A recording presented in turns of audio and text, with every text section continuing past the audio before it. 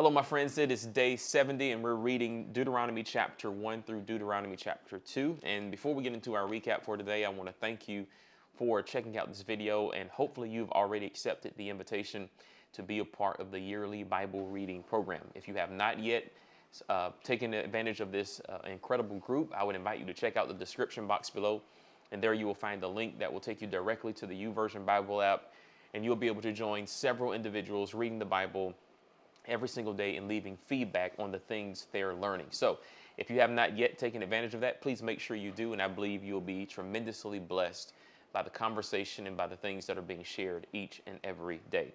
So listen, we're starting a brand new book, and so far we have read 5 books of the Bible, and this is our 6th book of the Bible together. And so congratulations to everyone reading, and we're reading the last book of what is called the Torah. It is the first 5 books of Moses, or the first 5 books of the Bible, but more appropriately, it is the first or the 5 books of Moses, if you will. And so this is where we're reaching a bit of an end, because Israel has finally reached the point where God is prepared to take them into the promised land. And what we're going to discover is that they could have entered the promised land much sooner, but their own rebellion has caused them to not enter in the time frame that was possible from the moment they left Egypt. And so we're going to go through that, and we're going to see that this rendering of the law is actually the second reiteration of the Mosaic law. And the reason it is necessary is because a new generation has now reached the scenes who are not familiar with the things God had to say to Israel in the first giving of the law and the commandments. And so we're going to see that kind of mentioned in this first and second chapter as we do our recap. So the first instance we find is that in chapter 1, verse 2, the text states that it only took 11 days to travel from Mount Sinai to Kadesh Barnea. But in verse 3, we find that it is 40 years later that they're actually finally getting to the point where they can prepare to enter into the promised land. And the reason for this is because Israel had disobeyed the Lord's command, and there was a judgment against them. In fact, there was actual rebellion. If you remember in Numbers, in the book of Numbers, where the spies went over to the promised land, they saw everything, they came back and began to incite individuals to go back to Egypt because of their lack of faith in God to actually deliver them, or should I say deliver the land over to them because of what they saw. And so that was considered a rebellion, which made God place a judgment on that generation that none of them would actually enter the promised land except for Joshua and Caleb. So we saw that actually happen. And literally there are instances in the Bible, in this text, where, for instance, in chapter 2, verse 2, the Lord says, "You have been wandering long enough. Now it's time to take a direction towards the promised land." And in verse 14, you'll see exactly 38 years. We were telling you over the last few weeks that the book of Numbers covered about 38 and a half years, if you will, of Israel's history. And you kind of see a reference to that in Deuteronomy chapter 2, verse 14. 38 years passed from the time we first left Kadesh Barnea until we finally crossed the Zered Brook. And it states, "By then, all the men old enough to fight in battle had died in the wilderness, as the Lord had vowed would happen. The Lord struck them down until they had all been eliminated from the community." Now, he says in verse 16, "When all the men of fighting age had died, the Lord said to me," this is the Lord speaking to Moses, he says to him, "Today you will cross the border of Moab at Ar and enter the land of the Ammonites, and the descendants of Lot.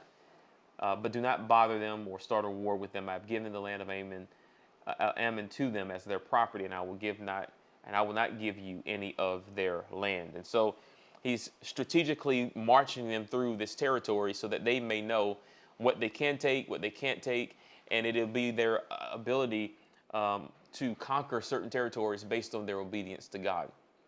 All of this is a result of Israel not complying, not obeying, often rebelling, not only against God, but against Moses and Aaron and all the people that he was using to take them. But what I love about this is what Paul will later argue, that because God made a promise to Abraham, even Israel's disobedience could not forfeit that promise that he made to them. They would indeed receive the land as God promised, because it wasn't to them that God made the promise, it's actually to Abraham. And it was what Abraham did that allows them, even in their rebellious state, if you will, their stubborn state, to receive the things that God has prepared for them. And so I love what's happening here. It gives us a great reminder again that we are never good enough to warrant God's blessings. It's literally always God saying, I'm always finding a way to bless you, even though you're in many ways and instances sabotaging yourself. And so we see this happening here in this text, and it is a great reminder which will become a theme of the New Testament. Now, this law that is going to be given is going to reiterate some of the failures of Israel. It's going to show them what they have done over the years and how they've gotten to the point they are now at. And it's going to serve as a reminder for them as they prepare to go into the promised land of what to do and then obviously what not to do.